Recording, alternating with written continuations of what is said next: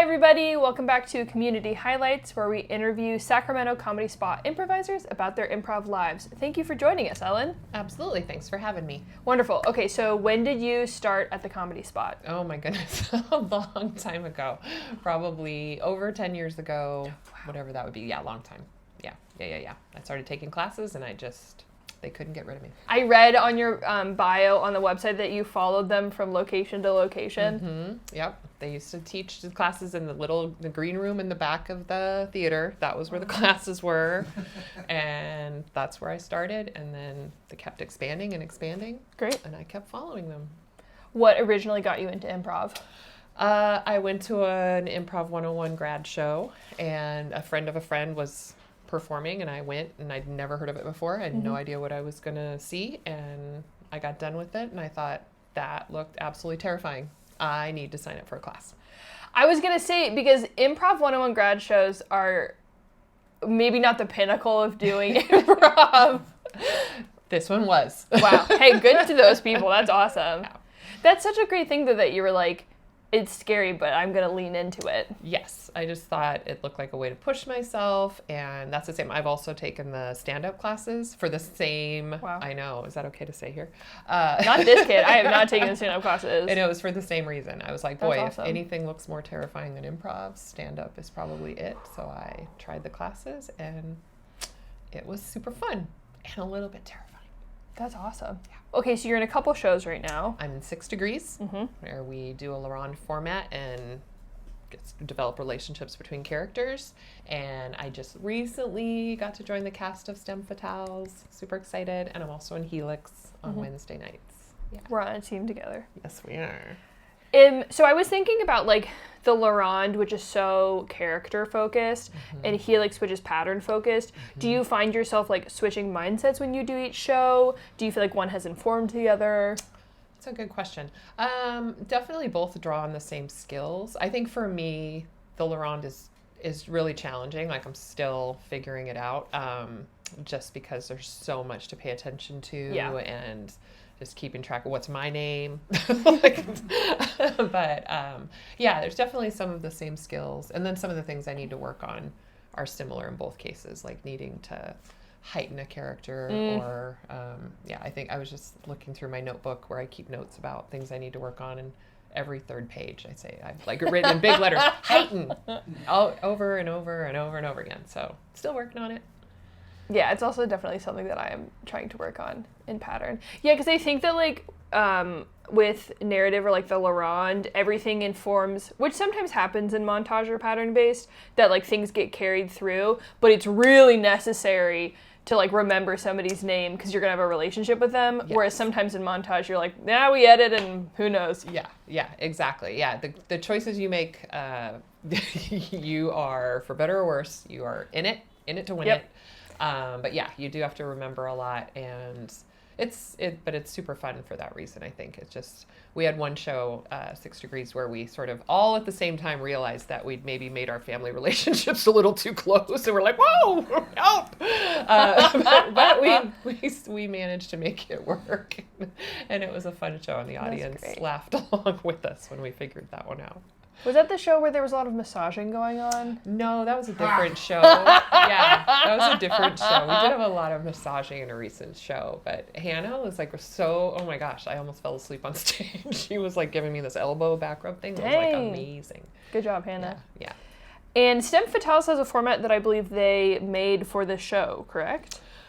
So again, I'm new to the cast, but they recently kind of reworked the format a little bit, but it's essentially an academic conference like you would go to for expert advice. And we provide said expert advice, and then we do, some of it might be improvised and not that accurate, but some of it is very accurate, and because there are very smart women on the cast, and then we do improvised scenes based off of.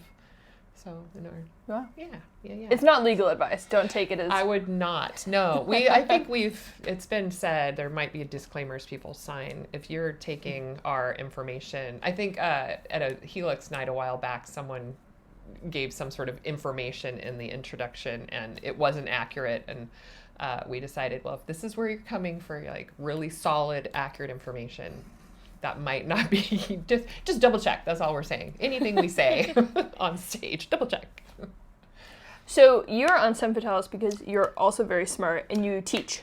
I do teach. Thank you for the compliment. And I try to be at the top of my intelligence for STEM Fatale's sake. But yes, I do. I teach. I'm a professor at a university in the local area. University. Yes, a local university. And you teach statistical methods? I teach in the sociology department, Okay. and I teach class in introduction to statistics, and then I also teach a research methods class. Yes. That's really impressive. Mm-hmm. I took a lot of stats in my career, a lot of intro stats specifically, and by the third time I took it, I was like, oh, I think I understand what's happening That's here. exactly the number of times it usually takes. Wait, really? Yes, no joke. I don't know that I have like stats to back that up. Also double check that, but it's a That's layering wild. process. Yes. Yeah, it definitely was like, because the first time you encounter like it's also about like stripping away your human biases about like the ways that your brain works and then understanding that's actually not how math works.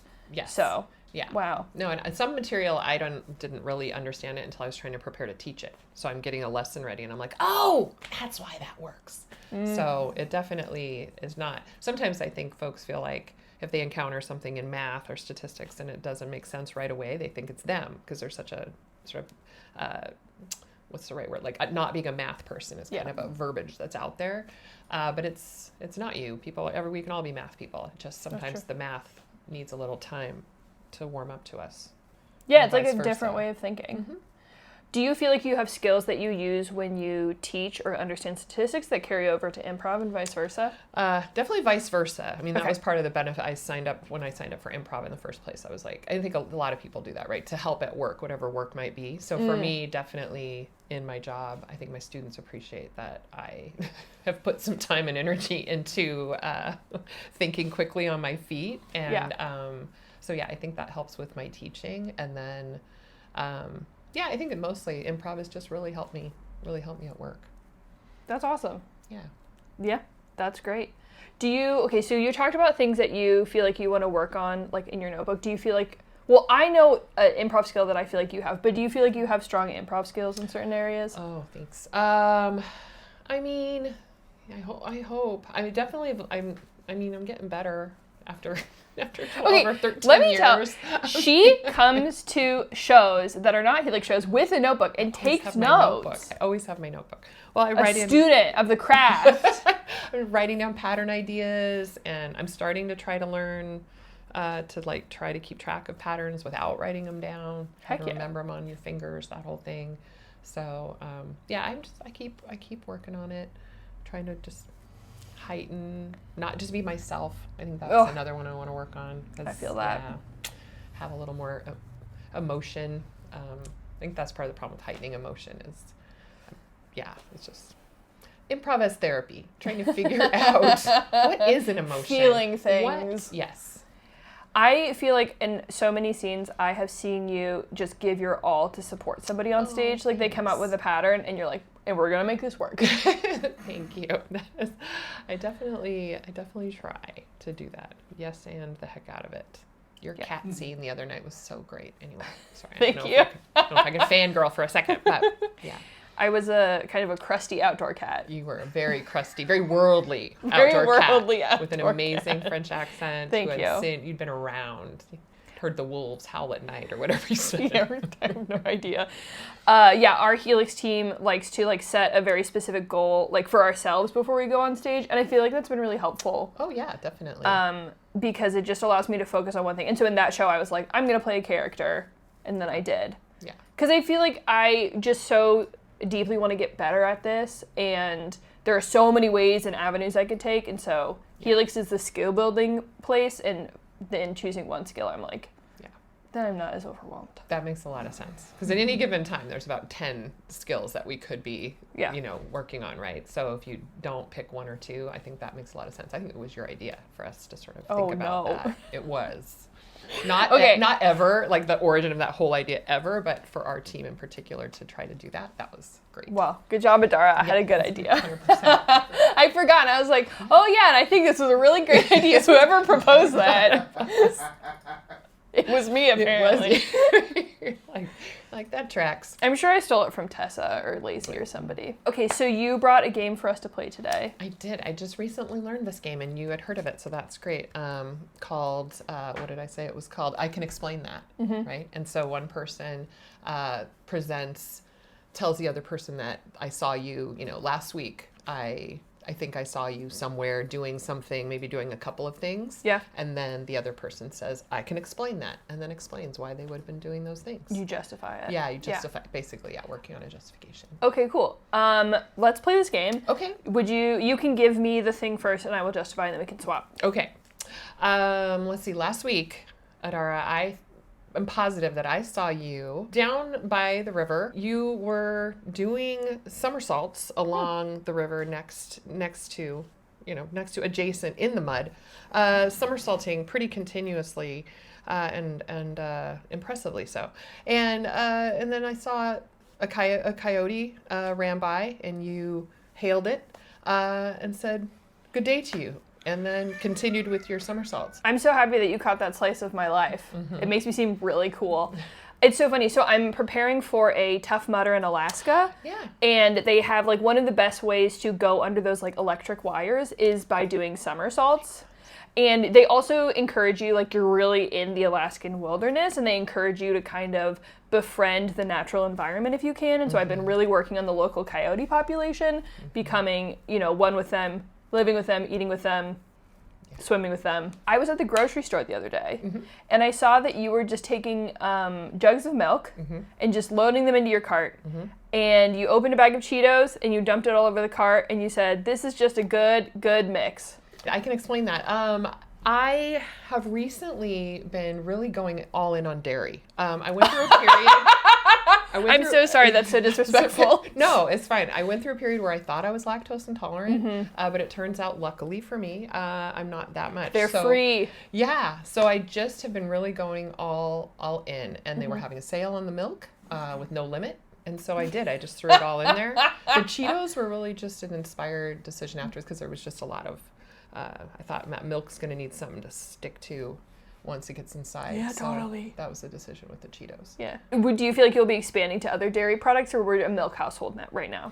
I think I'm really just going to lean into, especially the Cheetos. I don't want to use anything real cheese related. I want it to be more orange color. I love that. It's the fake meets the real. Yeah, absolutely. An exploration of dairy and non-dairy products. I don't want to have too much real food. Yeah. Because then you're just...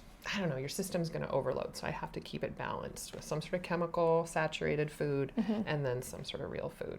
So I think that's my balance right now. That's great. Yeah. Congratulations on the not lactose intolerance. Thank you so much. And I might be wrong about it actually, but for now, I'm we will sticking find out. With that. Yeah. You might be not lactose intolerant on the first gallon, but by the 5th gallon, your stomach might say, "And this is enough." Yes. Well, thank you so much for joining us today. Yeah, absolutely. Thanks for having me. Yeah. You can find all of the shows that Ellen is in on saccomedyspot.com/calendar. Hey. Bye. Bye.